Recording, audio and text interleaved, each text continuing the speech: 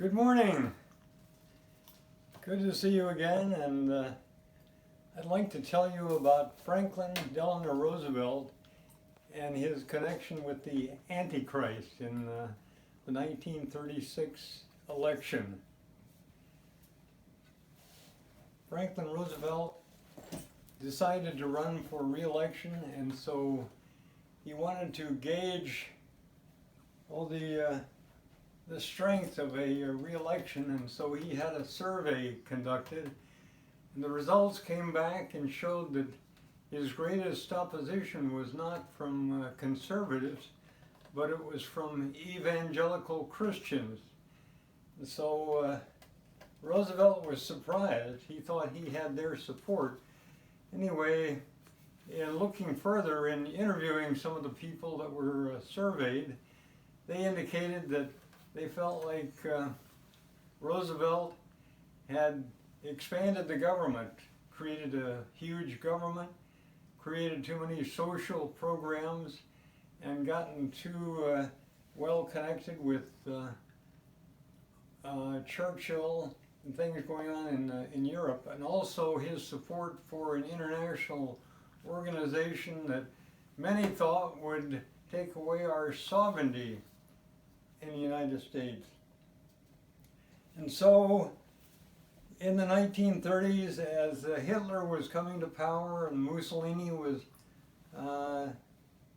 solidifying his rule in Italy and North Africa, Stalin was on the move in Russia to crush Christianity and make it a huge atheist state.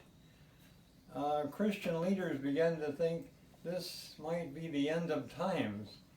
And they also looked in the New Testament, looked at some of the things that Paul had written and some of the statements by Jesus Christ, and they saw that there was a plan there, that was a secret plan, that whenever the Antichrist identified himself, that all of the Christians would be taken to heaven to be with Jesus in the rapture. This would be the rapture, and then on earth there would be a tremendous battle against the forces of evil and the angels. And then